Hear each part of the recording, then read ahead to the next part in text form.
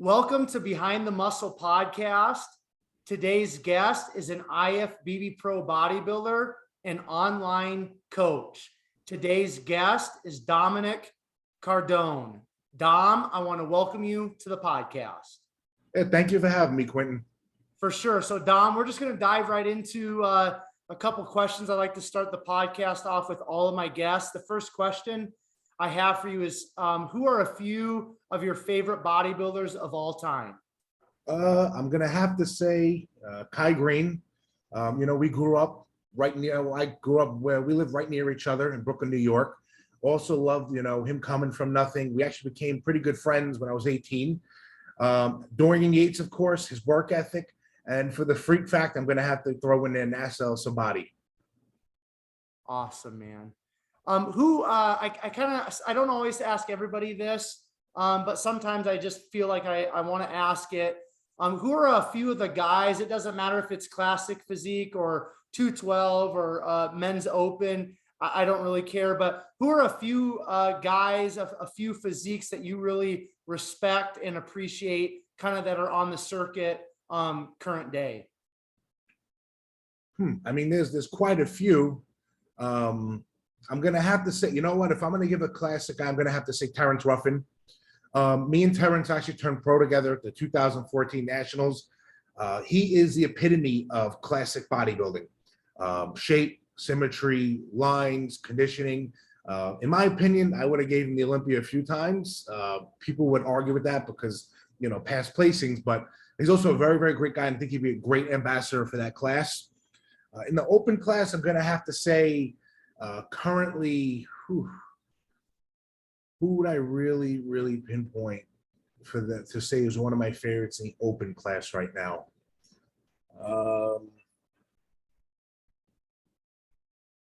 You know what? I'm going to go ahead and say, even though he hasn't came out into the open class yet, I'm going to go ahead and say Flex Lewis. He is going to be coming into the open class. Amazing man, ambassador for the sport again. And his physique is just, I love his physique. Always comes in condition. I mean, peeled, great shape, posing, stage presentation, the way he conducts himself with fans. And I mean, we've trained together here and there because I go to his gym. He's a friend of mine. And I know he is going to be a freak in this open class, because coming up 212 class, you watch him get to about 6 to 5 weeks out, he's huge, peeled. And then to make that weight class, which is very hard for him, the 212, he does come down quite a bit. So I'm going to go ahead and say Flex. I love that, man. I think there's a lot of us that are kind of chomping at the bit to see Flex on that open Olympia stage. I know it's been a couple years now, but I couldn't agree more. His physique. I actually have a picture of him over here in my apartment with a quote, and it's just, his physique is just, it's just beautiful. So when kind of the second question I like to kind of ask all of my guests, Dom, at what age did you start lifting weights, and what was the why or the reason behind you starting at that age? It was 15 years old. I mean, I played football my whole life since I was a young kid into high school. I was getting ready for my sophomore year. They wanted me to come in as a fullback. I was a middle linebacker before that. And, we were allowed to lift weights. So a couple of weeks before school ended, going to the sophomore year, they got us into the weight room. And that's how it started. Once school ended, we couldn't use the weight room. It was only like a month in the gym. And then I joined a Gold's Gym that was right near my house. And, I thought I was going to keep playing football. But 2 months in, I was like, damn, I really like this stuff. And then I was on YouTube. And my whole life, I've always been I always loved to learn and research, either it be when I played football, video games, skateboarding when I was a kid. Whatever I got into, I needed to know the ins and outs, the whys, how things move, who's involved. And I was on YouTube, and I remember I was, looking at training videos, and I seen Jay Cutler and Ronnie Coleman. And it was then and there I said, you know what, I want to do this one day. Actually, I didn't even know competitive bodybuilding was a thing. YouTube was still a new thing. And all I really seen at that point was training videos. I said, one day I want to be a freak like these guys. And yeah, that was it. And I went on to do my first show when I was 16. Awesome, man. And we're gonna get there in a minute. I want to kind of just get to your childhood a little bit. You already mentioned growing up in Brooklyn, New York, and playing football. So I'm assuming sports was a big part of your upbringing, your childhood, but just touch on a little bit of maybe the family dynamics. What was life like for you in those younger years? Let's work our way up to high school, and then we'll transition from there. Yeah, so as you, I grew up in Brooklyn, New York. Very big mixing pot, very busy place. You grow up in Brooklyn, you learn things that you can't really learn in other places. You become very streetwise, you become wise to people. And it could be a great thing for some and it can be a bad thing for many. But growing up, my dad and my mom, they took very good care of us. They sent us to private school. I actually spent all the money to send us to private school because the schooling system in Brooklyn is no good. It is what it seems like in the movies you see. But he put us to work at a young age. He was a decorative concrete contractor, so he was bringing us on job sites when we were 6. Of course, a little bit later on, we wanted to buy something. We went and worked for it. We earned it. There was no handouts. There was no quitting. That was a big thing in our household. You finish something, you start something, you finish it. That was what they always put into us. No matter what we did, there was no quitting. And I have to say, doing all that at a young age, really, I have 2 brothers and a sister, and I think we matured a lot earlier than a lot of other people, mentally, because the work ethic and watching him and being born on those job sites and then working for him, I apologize, throughout the years, really gave us the tools we need for today. And, but yeah, no, it was, I don't want to say it was a strict household, but it was for the best, especially where we grew up. Awesome, man. So did you, was your dad a pretty big influence then on you kind of in those younger years, or what was your relationship kind of like with him outside of just being, a father son? You know what? We were always close. He always supported us no matter what we did, as long as, we conducted ourselves, respectful manner, and, always made sure we worked. Like I said before, we had to earn everything. And we were close, but we're going to get into the show and stuff. But we really got close when I got him into bodybuilding. A lot of people think that he got me into bodybuilding. He was a boxer when he was younger. But, he brought me to the gym, Gold's Gym, for the first few times, and he was very busy with work and he couldn't go anymore. But he was actually my first client after I first competed. And that was it. And then, we've always been close. But after that, we did absolutely everything together. I love that, man. All right. So you mentioned earlier that I think you said your first competition was at 16. Is that correct? Yeah. So I competed first time at 16, NPC Metropolitans. That was 2010. And I won the teen class. My class, I won the over, actually beat a 19-year-old. I was 182 pounds on stage. My first coach was Fakri Mubarak, who was a very big influence with everything I do, from coaching to bodybuilding. And, my best friend to this day, Mike Jarovic, introduced me to FAC when I was 15. Mike was actually the cousin of somebody I went to high school with. Mike was older. And he kind of brought me under his wing and introduced me to FAC. And we trained together for years. We got very close. And to this day, we are, that's my brother right there, Mike Jarovic. He owns Condemned Labs supplement company. And yeah, went on to win my first show. And that was it. I was hooked after that first show. I mean, just to see the end result of everything everything you've put into something day in, day out, and to see it come to the visualization come true to what you were doing all that time. There's just nothing like that. And that was it. I knew that's what I wanted to do. So what was it kind of like being, in high school, being 16, prepping for a bodybuilding competition? I mean, did your friends come with you and train? Did you kind of just train on your own along with your coach, or kind of paint the picture? Because a lot of us that compete in bodybuilding didn't necessarily compete as a teenager. So just touch on that a little bit. What was that experience like? I mean, were your friends involved? Did you kind of get into that loner state at that age? Just paint that picture for us if you don't mind, Dom. Yeah, so I've always been a little bit of a loner. I was never one to follow the crowd, even before bodybuilding.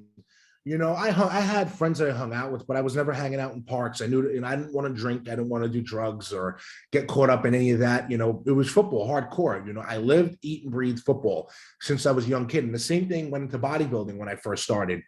And, none of my friends in high school were involved at all. All my friends were actually older, Once I met Mike, he was 23, 24 at the time. Like I said, went to the same gym. He was a cousin of somebody I went to high school with. And he brought me under his wing. And, I met all his friends and then people in the industry. So it was always something I did on my own. Nobody my age did it. Nobody my age really knew what it was. But it was funny when, they seen the context pictures come out, you looked at me in a whole different way, So yeah, it was in high school was pretty much just me and then everybody I had outside of the school that I was friends with. So you brought up Factory. I actually had Chris Tuttle on the podcast yesterday, and at one point, Factory coached Chris, and I believe turned him pro. And so just touch on that relationship, because you said he had a huge influence on you even up to today. So just talk about that relationship, talk about the influences that he had on you as a young person, but even to this point as a IFBB pro and a coach yourself. Yeah. So Fac, he was at the time, he slowed down with the coaching over the past few years. He got into other ventures and whatnot, but for the longest time, he was one of the original online coaches. However, he lived right by me in New York and Queens. So I would go see him. And I remember the first time Mike brought me to go see him at Gold's Gym, Howard Beach, we go inside the locker room. I posed once, and Fac's reputation was he was no bullshit. He was no sugarcoating. He would tell you how it is. And he was very, very serious. So I pose, and he's standing there leaning against the thing. Mike said, he looks at me, he goes, "You're gonna be a very good pro one day." And I was like, "What?" He goes, "You're gonna be a very good pro one day, mark my words." My head had to have been about here when I walked out of that place. Here I was, 15 years old at the time. Wasn't even 16 yet. I think I just turned 16. And I was like, wow. And that was it. He taught me everything, all the basics from, nutrition and whatnot, and the competing, along with Mike, of course. And then, everything even after, the ins and outs of the sports and about the people, the culture, his influence. If I never met Mike, in fact, I wouldn't be where I am today. That's for sure. And, I really, really look up to them in big ways. Awesome, man. So let's talk about just kind of like your overall competition history, because I know in 2014 you earned your IFBB Pro card. Is that correct? Yes, 2014 I earned my pro card at the Nationals. I won my class. I was 21 years old. Yes, I started competing at 16. My next show I was 18 years old. I did the Eastern USA in New York. I won the team class. I won the novice light heavyweight, and I placed fifth in the open. And there was 26 people in that class. 4 people in that top 5 turned pro, including myself. And 19 years old, I went on to do the team nationals. I won the heavyweight class there and lost the overall to Cody Montgomery. And then 21 years old, I did the Eastern USA again, Bev Francis show. That's the only show, regional shows I competed in. I won the overall there. That was my first open, show as a, an adult, I guess you want to call it. And 2 weeks later, I went on to win the nationals and get my pro card. So that's awesome, man. So what was that time like for you, Dom? Because like, there's so many people that grind for years and years to get that pro card. And, relatively speaking, it happened pretty quick at a pretty young age for you. So like, what was your mindset like? What was kind of life like for you at that time? Like, where were you at just overall as a human being in terms of just like that really quick success? Like, how did that affect you negatively, positively? Just touch on that, please. So when I won the Easterns, I knew I wasn't 100% sure if I was going to do nationals. I really didn't want to. I didn't want to do it till I was 25, 26. Because, who would really think a 21-year-old could win their class? And but Chad Nichols, who was my coach at the time, coached the Ronnie Coleman and Nasser and many greats. Great coach, great guy, very big another very big influence on me. I won the Easterns. He said, let's do nationals. And I said, really? He goes, yeah, let's do it. I said, okay. And, one thing with me, I always competed to win. Everything I did, I was to be the best version of myself. And did I go to national thinking I was going to win a pro card? No. I was like, it would be great to get top 5 in 21, And I remember I was backstage pumping up for the pre-judging. On my left, I have Alexis Rolone, who won the super heavies. On my right, I got Michael Lockett. So I look at these, I'm looking at their arms. I'm like, what? I remember thinking to myself, I'm like, what the fuck am I doing here? I mean, it wasn't like I wasn't like sad or anxious or nervous. I was like, damn, I'm like, what the hell am I doing here? Because I never looked at myself, and we never look at ourselves as bodybuilders and think we're good enough. And John Meadows walks in, another great man. He was a very big supporter of mine since I was 18. He walks in, the room gets even quieter. And he comes, walks in, and he drops his pants down. As he's pulling them down, he basically moons everybody. And the striations in his hamstrings and his glutes were nuts. I'm like, I guess I'm done pumping up because he's in my class. I go, I don't think I can get this. And I remember, I love telling a story. I was the last one in line. There was 33 people in the class. And I remember just watching everybody. In my head, it was just mounds of muscle traps. I'm like, fuck. And I went up, did my individual. We went up, did the original comparisons, and I was going off for call outs. And I remember standing in the call out, and my number was 181, 1, 2, next guy. And then they called my number. I didn't hear it because I didn't think I was going to get first call. And Steve Weinberger screams 181, and that was it. Put me right to the end. I mean, I stopped. See, when I compete, I get very into it. I'm stomping my feet. I'm yelling. I'm, energetic. Everybody knows you're tired. So don't show that, though. Give the people a show. That's what they're there for. Be energetic. I remember I stomp my feet and I go into that front relaxed and 181 to the middle. And that was it. I get in there, bump this person. Of course, it was a friendly. We're having fun. Bump him, and that was it. And they worked us. They worked us very, very hard. And I had a fight for that. And it was actually very close because it was between me and Alan Cool, who took second. Nobody seen him coming either. You had John Meadows, Matt Porter, Alan Cool, Sean Lindo, who later went to turn on pro, Jermaine Bell, who was excellent. There was many people in that class. And going into finals, I knew it was first or second. And damn, I was like, damn, if I play second, I get a pro card. I'm 21. I'll take it. I wouldn't even be upset about that. And I remember we were in the elevator. I'm going up to see Chad, and Alan's, his head's against the wall. And I look at him, he looks tired. He goes, you tired? I'm like, yeah, I'm tired. He gets out of the elevator, and I said, I got him. I knew I had him. And we came back way fuller, even drier for the night show, for the finals. Did my routine. They call us back out for a recomparison. They worked us for 6 minutes straight. And I left it. I think the reason why I won, too, is because my body didn't get tired. Everybody else faded. But I was so conditioned to pose that I got better and better. And I won the class. And it was so far the greatest feeling I've had, my whole life. And, I was working at it since I was 15. That's all of our dream, is to go pro one day. And I was on cloud 9 for the longest time. My mom was able to be there. She passed away in 2016, and she had cancer. She went against doctor's orders, and she went to the show. And it was a great feeling to have her there to see me win, because she was one of my parents were my biggest supporters. And yeah, man, I mean, still to this day, I get goosebumps talking about it. And I went on, so I took some time off. I did the New York Pro 2016, which that was a disaster, which we'll get into. But yeah, winning my pro card, especially at 21, that will always have a very special place in my heart. Absolutely, man.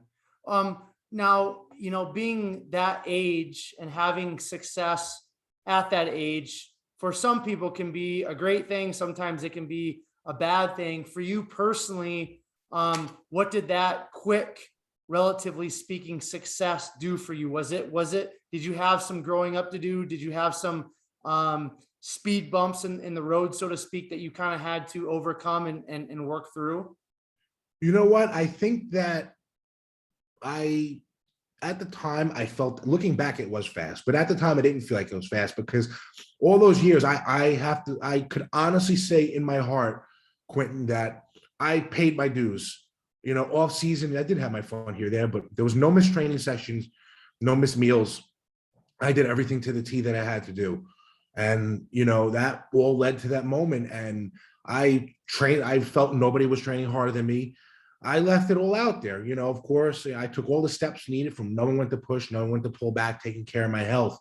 The one thing I do have to regret, though, is I wish I took advantage of the business aspect of turning pro so young.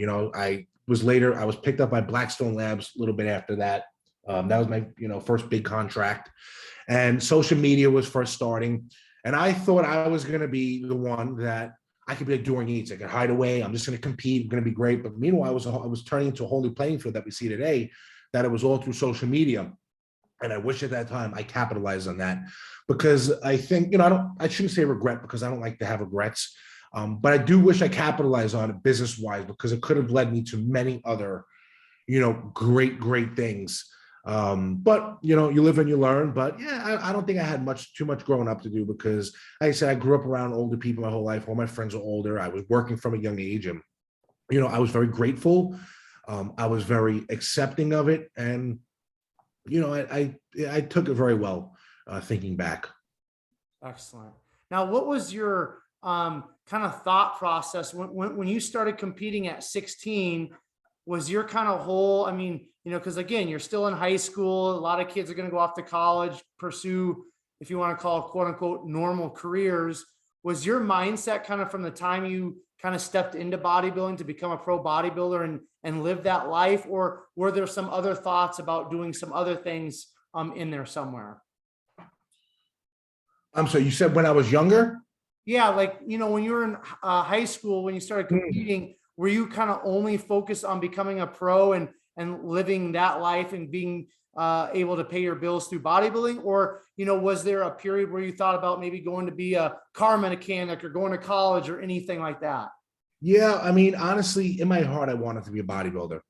I wanted that to be my career, especially since that first show. But, coming out of high school, my parents did, my dad, my mom, and he did want us to go to college. And so I remember I went to college for half a day, and I thought it was to become a physical therapist. I was great. Become a physical therapist is relevant with fitness and bodybuilding. And I remember being in English class, I raised my hand, whatever. The teacher said something about when you guys become phys ed teachers. I said, phys ed? She goes, yeah, this is a phys ed program. I said, I'll be right back.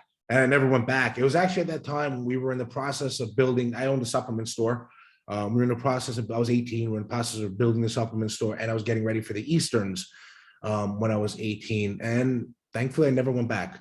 But I was also coaching at that point for a few years, but even though I was taking people on for free, and then it became a side thing. But I knew I wanted to be in this industry, either be, bodybuilding or something, some part of it that I wanted to make my living being involved. So I never really wanted to go to college or do anything else, to be honest. Love it, man. Love it. Now let's talk about, you brought up the New York Pro, your first pro competition in 2016. So, and you said that was a disaster. So why was that a disaster? Touch on any other pro shows that you competed in, and just kind of that time, in the IFBB Pro League. Yeah, so I mean, that was my first and only pro show for now. 2016. Basically, my mom was dealing with cancer since 2014 at that point. 6 weeks out from the show, so Chris Aceto was doing my diet. I was training in a gym with Oscar Arden, who was a longtime trainer of mine and friend at the time. And 6 weeks out, I was around 250. I was dieting since 22 weeks out, and I would have been around 240 on stage. I was almost ready to go, and I get a call from my dad that my mom was put into a coma.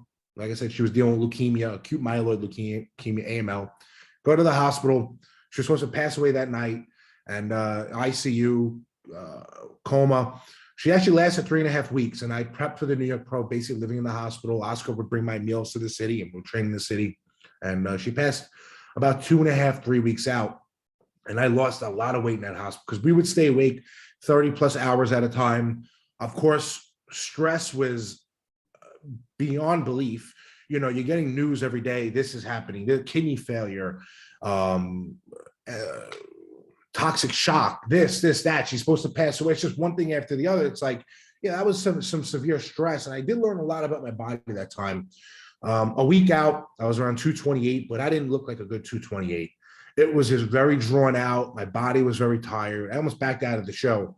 And, then I was just over diuretic at the end. But I don't blame my coach at the time, because my body was just a wreck. It was, between not sleeping, the stress and everything like that, it was just a complete wreck. And I went down, I was 203, 204 the day after the show, after Food and Water. Mind you, I turned pro at 225, and I was supposed to be 240 at this show. And that was it. It was very tough to deal with the passing for a while. And, I got heavily into drinking, and I stopped training for a very long time, and I was just very all over the place for quite a bit. And but yeah, that was my first and only pro show for now. I am coming back, which we'll get into. But yeah, it was a cool experience though, Quentin, because I got to Dexter won that show. Dexter was at that show. Rui Winkler, Steve Kuklo, John De La Rosa, Max Charles. The list goes on. So a lot of guys, I looked up to coming up. I got to share a stage with them, talk to them backstage, and it was a cool experience. So other than me doing horrible and looking my worst, but it was a very big learning experience as well. Awesome, man. So if you don't mind, just touch on kind of that tailspin, because that's kind of the impetus behind the Muscle Podcast is, there's always a story behind the muscle, right? There's always a story that all of us have. We kind of see, especially within bodybuilding, we see the outward, but there's obviously the inward. There's a story. There's always stuff going on. So just touch on a little bit. You don't have to get into too much detail, but just that tailspin that you talked about with your mom passing away. But the thing that I really would love to hear from you, Dom, is how did you kind of get yourself out of that hole or out of that tailspin? I think I was in and out of that tailspin for quite a bit. I mean, she passed away May 3rd, 2016. I started working with a therapist December 2016 because my dad had seen with the drinking and my emotional up and down that it was becoming a little bit too much. And I started working with my therapist Marla at the time, and she was great. She taught me how to deal with emotions because I was one to keep things in. I really see the bright side of things, and it did take some work for a while, I have to say. And through all I guess the pain you want to call it, which lasted quite a bit, I did learn a lot about myself and about other people and emotions and about life. What I say is what we could learn a lot about life through death. I know it sounds very weird to some, but we have to look for things to teach us, even in the bad, even in the worst. And I learned a lot about life through death, and that taught me so many lessons about family and living and just everything about life and living in general. And I think August. I had a back surgery August 6th, 2018. That was out of the gym. I wasn't training, so everything just got weak. And it was August 2019. I said, you know what? I'm going to get back into bodybuilding. I'm going to get back into competing. And I started training consistently again. And I started having some health issues later that year, which led to the mercury poisoning. But yeah, it took some time, Quentin. But you know what? I don't regret any of it. I'm still young. I am not done competing. And like I said, the big positive to all this is the life lessons I learned through all this. Right.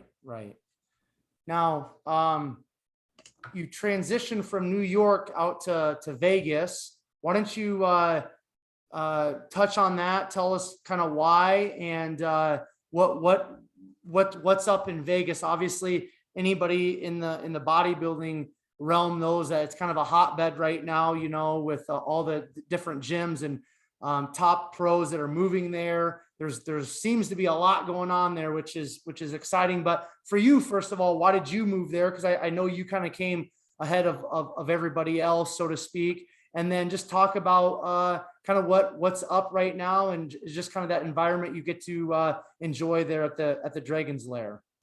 Yeah, you know what? I moved there March of last year, 2020, 10 days before the pandemic and shutdowns. And I didn't even know if Flex was going to open a gym there. Nobody did. I didn't think he did at the time. And New York is a very negative place. The people, the weather, costs, everything about it. I didn't have any love to be there anymore. Bodybuilding scene there, at least in Brooklyn, wasn't anything anymore. I was trying to get myself away from negative influences as well. And I wanted to be surrounded by like-minded people. I wanted to be close to California. Bodybuilding at least used to be big in California, Venice. And I knew Vegas, Jay Cutler went out there, Dennis went out there, a lot of guys. So, I'm going to do that. And you know what I did? And October of last year, I was going to leave. I wasn't too crazy about it. The shutdowns, the gyms weren't, what they were years ago, nor was the scene. And I called Flex and I said, Flex, how do you like Boca? I'm thinking about moving down there. He says, no, you're not. I'm coming up there and I'm bringing the gym. I said, all right, I'm staying.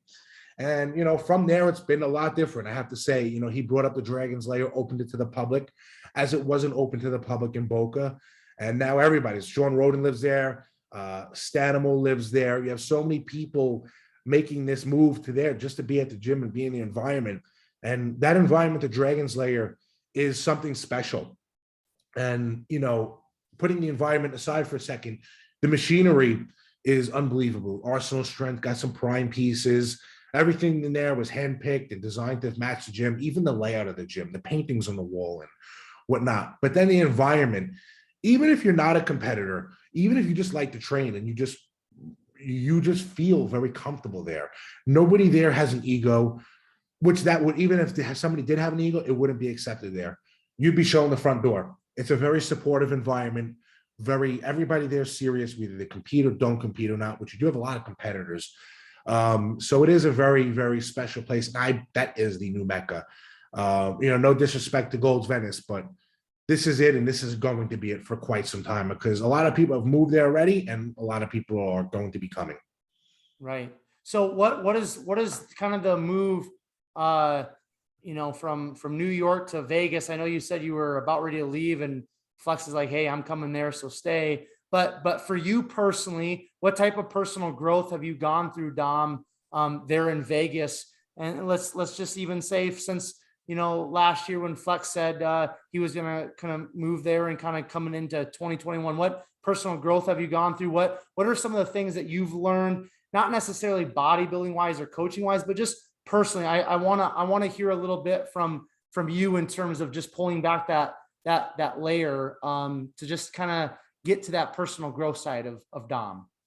I have to say that so far, I haven't seen much personal growth from Vegas because I did it all in New York, especially where I'm from in Brooklyn. It could be a very rough place. New York in general is it's, if you can live in New York, you can live anywhere, they say. But one thing I do have to say about leaving my comfort zone, I guess we could call personal growth, is I stepped out of my comfort zone, being in a place where I knew everybody. I knew where everything was. I was comfortable there. I had all my connections there. I've lived in the same neighborhood since I was a kid.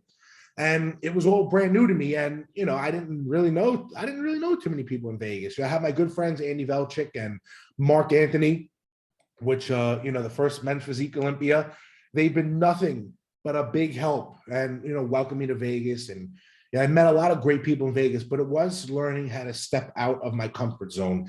And it was a very big move for me. I didn't really even know much about living in Vegas. And, to go from the East Coast to the West Coast, it was, my dad, it was like a transplant. It's completely different. But, it showed me that, stepping out of the comfort zone, which I've always been accustomed to, but in a different way, is needed. The definition of insanity, I'm probably going to say this wrong, is doing the same thing over and over and expecting a different result. And that's what was going on in New York for the past years. I was trying to change myself mentally and, get back into bodybuilding, but I was getting caught in these same behaviors and patterns that were just leading me back to this same place. And it was weird because all my life I was a hard worker and I stood focused, but just kept getting strayed away. And it was stepping out of my comfort zone in a brand new place where nobody I knew to help evolve to that, person that I'm trying to become now. And it's been a little bit of a process with some road bumps with the mercury poisoning and the health issues and whatnot. But, like I tell people, always forward, never backwards. And that's with anything in life. So progress is always key for me, either be physically, mentally, or in some way. Excellent, man. So you keep saying that you're not done competing yet. So what is I know on some of your social media, you've been posting some of your training and stuff. You've been really getting after it. What is kind of your mindset, in terms of getting back on stage? Before we get there, I think I want to touch on just for a minute here, the mercury poisoning and some of the health issues. I know, you just did an interview with Dave Plumbo over there at RX Muscle. So any of the Behind the Muscle podcast listeners that want to kind of hear the full details of the mercury poisoning, go over to RX Muscle, check that interview out. But just touch on the health setbacks, and then kind of the mindset of you stepping on stage again, because I'm excited about that for you.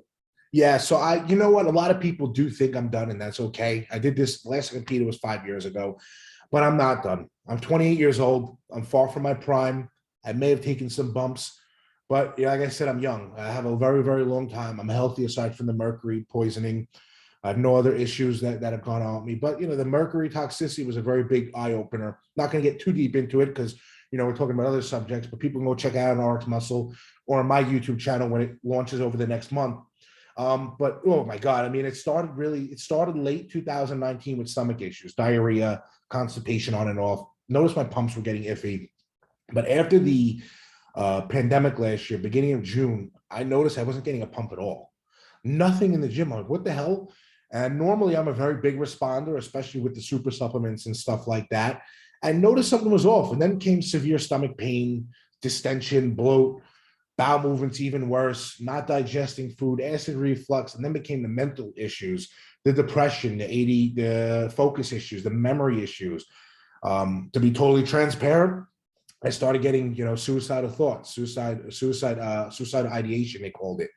And this comes with mercury toxicity. Nobody could figure out what was going on. And, circulation issues. Finally, over the past few weeks, since I started treatment in June, I'm starting to feel like my old self again a little bit. Mentally, focus is coming back, and I actually got a pretty decent arm pump last week, which I posted on Instagram, which was pretty cool. But yeah, slowly but surely, I think within the next month or 2 months, it's going to be a rapid few steps forward, and I hope I get a full blown off season going because I would love to step on stage next year. It's supposed to be this year, but this thing totally didn't allow me to put on muscle. I actually lost a lot of muscle, no matter how hard I trained, big I ate, whatever I took.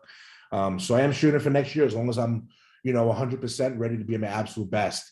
And that's my goal with stepping on stage this next time is I have to show people I'm at my absolute best and I'm for real because I did take a long time off and I understand that people maybe stop believing in me and that's okay. Right. I think a little chip on Dom's shoulder will be good for him, right? Yeah, that's one thing. I work best under pressure. And, as long as I believe in myself, that's it. That's all I need. I believe in myself. I know what I'm capable of. I know what my mind's capable of and what I'm capable of physically. And I'm good with a bit of pressure. Right. Really quick, before we kind of jump into a couple other things I want to touch on with you, Dom. What was the process of you finding out about the mercury poisoning? Did you go to a holistic doctor or just a regular doctor? What does that look like just for some of the listeners that might be, struggling some similar symptoms? Yeah. So it's a shame because our medical system here in the United States doesn't really recognize heavy metal toxicity as a thing. Meanwhile, it is a bigger problem than what we're talking. A lot of people don't even know what the hell that is. Mercury poisoning could come from fish. That's how I got it. It could come from vaccines. It can come from environmental toxins. Or dental fillings. So it's very odd because you'll go to a doctor about this and they'll be like, oh, it's a lot of psychiatric disorders are misdiagnosed. Meanwhile, it comes from mercury. So I had to go to a functional medicine doctor, which I love functional. Now I know what they are. I love them. They love using nutrition. They love using supplements. Of course, there are medicines involved and whatnot, but they're using things that actually heal the body instead of masking it with drugs. So the chelation therapy is what I've been undergoing with them, where it basically goes in and it pulls out all these metals, including good minerals too, so they can be excreted out. But yeah, the functional medicine doctors are the ones that handle this. All right. Awesome, man. So let's talk about coaching for a little bit. I know that's a big part of your life now. First of all, what do you appreciate and enjoy about coaching? And then second of all, just talk about, do you just only work with competitors? Do you work with just, soccer moms and average people? What does that look like? So what do you appreciate about coaching? And then kind of what is the clientele that you work with, Dom? As I tell everybody, I work with anybody who's serious. Lifestyle, competitors, non-competitors, as long as you're willing to give me 110%, I work with you. And everybody truly does get the same attention to what their individual needs are. Obviously, the person who's a non-competitor or a lifestyle client doesn't need the certain attention that somebody getting ready for a show has. But everybody gets my full effort as long as they, reciprocate it back. That's all I ask for. I love what I do. I've been doing it since I was 16. My dad was my first client. I did it for free for a while, so I can learn. I've always been a big learner. I never just copied what people did. I like to learn. I always read. So I work with anybody who's serious. Recent this weekend, I just turned, he was 54 years old, Jeff Schneider, pretty well-known in the industry, been at it for a while. He just won his class at the heavyweights. Last year was Ross Flanagan, heavyweight at nationals. We've been at it for a while. I turned quite a few people pro over the last 2 years. Who knows how many top 5 national competitors, overall winners and class winners. So, anybody who's serious. Of course, I do love working with the competitors. That's, what I do. But yeah, I'm open to anybody who's serious. What's something that you really enjoy about the actual process of coaching other people? So I actually like this question because there could be a few different answers, but either it be a lifestyle client, competitor, whoever it is, it's them reaching their goal. If I can assist somebody in reaching their goal, whatever that is, that's what my job's about. My main thing isn't about making money. It's a side effect of what I do. It is what I do for a living, yes, but I've also dedicated my life to this thing, mentally and physically and financially. And, what I've learned, of course, that's what I get compensated for, but that's a side effect of what I do. I love helping people. It's offering the service of them reaching their goal. So when they come to me, they're so happy about whatever it is that they've done. It is so self-fulfilling that words don't even put into it. So that's the thing. It's having people reach their absolute best in whatever it is, either be competitor or non-competitor. And that's where, my happiness comes from what I do. What I want to touch on training just for a little bit. Everybody's kind of got their own style, their own philosophy. For you, like personally, not necessarily maybe for clients, but for you personally, what type of training do you kind of adhere to? So me personally, I mean, again, it doesn't work for everybody, but old school. I was taught by old school guys. I worked with old school coaches, and hard, heavy with high volume. You need the volume look is round and hard with detail. People get caught up with these low rep things, and yeah, of course you're gonna get thick from it, but you're not gonna get that thick, detailed round look like the guys in the 90s and early 2000s had. And today people like to make a lot of excuses with their training. They follow these science things and this and that. Well, why are bodybuilders today getting worse than what they were? We have all these resources, these science people, and more drugs and supplements, but yet why are guys looking worse than they did back then? And people will argue this. Look at the pictures. Look, everybody from the first call out in the Olympia to the last looked unbelievable back then. Nationals, regional shows, people look nuts in every single call out. And, I think the training is a big part of it. You got to go in there and train like your life depends on it. Obviously be smart about it, but you can't leave anything, behind. You're trying to look abnormal. You can't go in there and train in a way that's, just going through the motions, or, I can't do this much because science says, of course you have to listen to your body, but you got to go in there and you really got to push yourself and, beyond belief, beyond what you're capable of times, because that's what's going to separate, the champions from everybody else, is that capability to push themselves beyond those limits.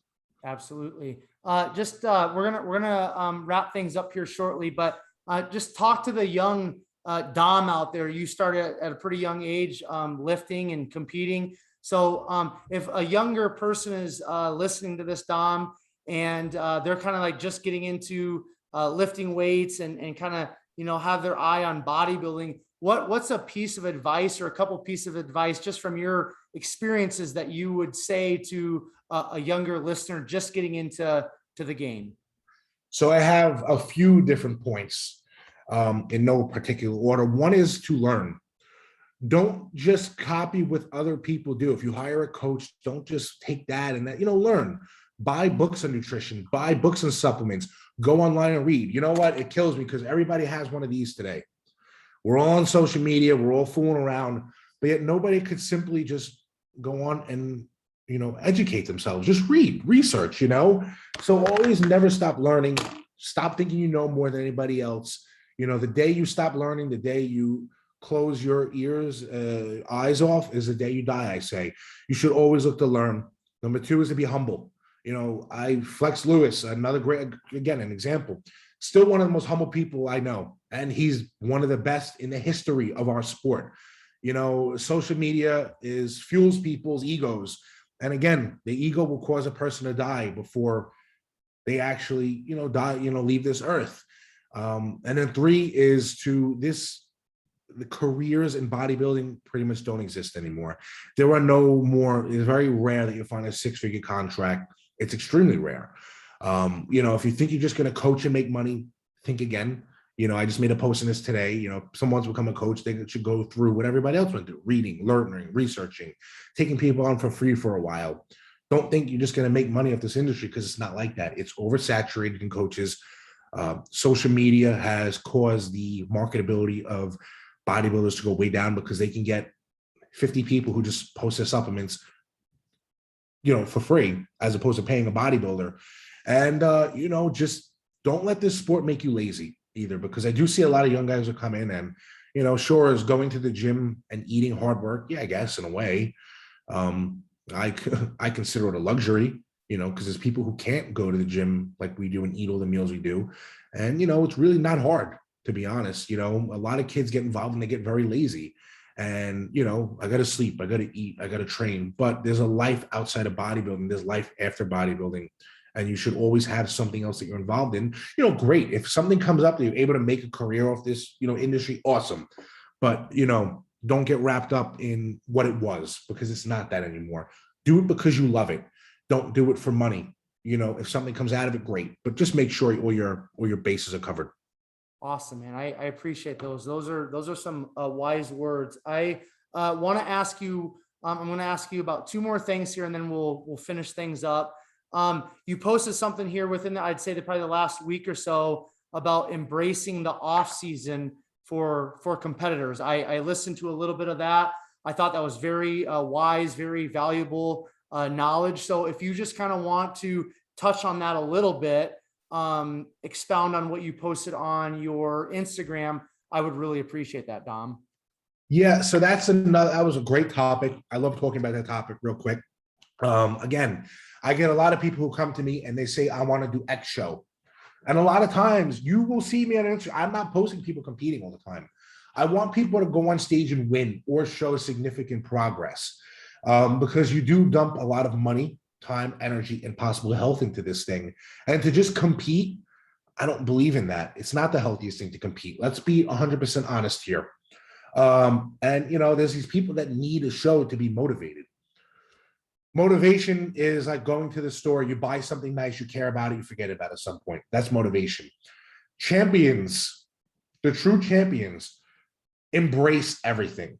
Even when motivation's not there, discipline takes over. Mike Tyson spoke about this. You have to eat your meals. You have to go to, if this feels like a task, if it feels like you're, dreadful, well, you don't want to do it, why are you doing it? If this doesn't make you happy, then why do it? Why do you need a show to be motivated?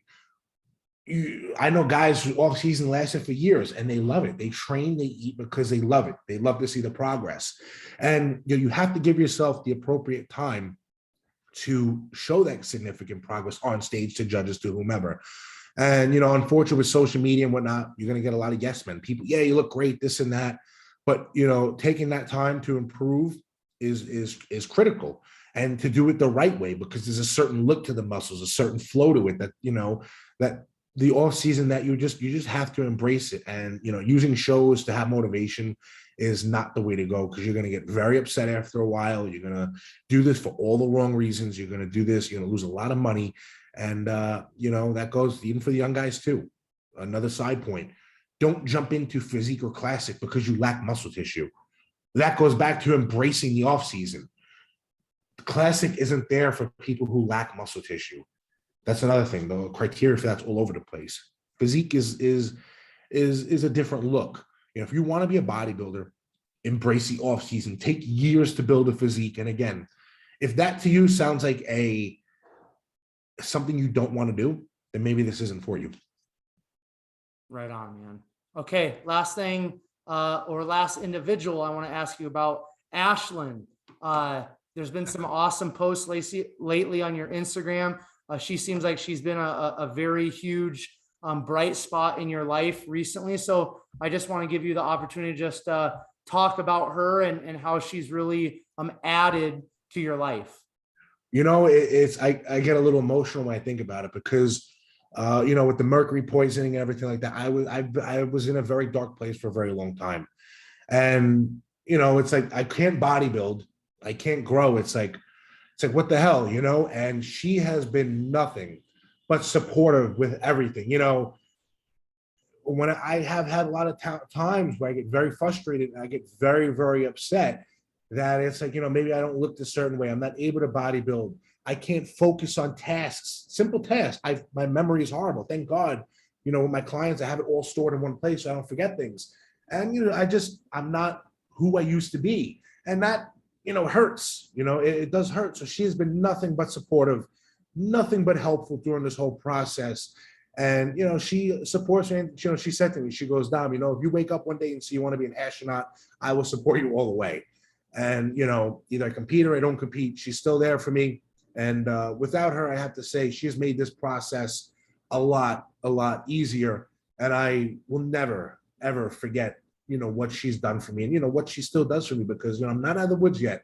And, but yeah, she's been there the whole step of the way. And I've never met somebody like her, you know, between her work ethic, between how caring she is. She's a very, very special person. And like I said, I've never met anybody like her in my life. And I'm very grateful to have her. Beautiful, man. Do you have any, we touched on a lot of different things, had a very thorough conversation. Is there anything before we close out here, Dom, that you would like to share with the listeners? I think we pretty much hit everything. As much as, you know, I thought about, you know, I just said, thank you for having me on. You know, I do like doing podcasts. So people who who don't know about me can learn a bit about me. And, you know, I like spreading everything I've learned with others, because that's another thing I like to share with people, especially to the young and up and comers or whoever may be new to this, is, you know, we can learn all this stuff, but even though we may apply it to ourselves, it's useless unless we pass it on to others. And with a world of misinformation, with social media and this and that, I've learned from many of the greats through my own trial and, you know, experiments and whatnot, and all the advice I've been given by those who have came before me. I love passing that on. So I appreciate you having me on. And, you know, if somebody's learned something from this or whatever, you know, it made it worth it. Absolutely, man. And I appreciate you taking some time. I know you're out there, I believe in Pittsburgh for the North Americans. So you're taking some time out of your busy schedule to jump on here and chop it up and share some of your wisdom. So thank you, Dom. If people want to inquire about coaching, if they want to connect with you, if they want to follow along, where can people find everything about Dom? So right now, I currently have a new website being built. So everybody can find me on Instagram, IFBB Pro, Dominick Cardone. If you want coaching, DM me on there. You know, follow me, whatever it is. My YouTube channel will be starting up within the next month. Aside from people learning about me, I'm going to be talking about nutrition, supplements, training on there. They're going to see day in the lives. They're going to see conversations with other pros. Whatever people want to see, they're going to see on there. Because, you know, I'm not done competing. I am trying to get out there as much as I can right now. And, you know, aside from getting out there, I do want to teach people. So for right now, you can find me on Instagram, IFBB Pro, Dominick Cardone. Excellent, man. All right, Dom, I greatly appreciate it. Listeners, thank you again for listening to another episode of Behind the Muscle podcast. I'm always thankful for you guys tuning in and soaking up all the knowledge from the pros and the coaches that are coming onto the podcast. One huge favor I'd ask of all of you listeners, please take this episode of Dom's and share it on all of your social media platforms. That's how more people find the podcast. That's how more people listen to the podcast. And that's how more people learn and grow, mature, and become better. And that's what we're all here for, is just to help each other out, share our stories so people would be positively impacted. So take this episode, share it on your social media platforms. Once again, Dom, thank you so much for coming on to the podcast. And finally, I will leave you all with this. Remember, behind the muscle, there's always a story. I will catch you guys later.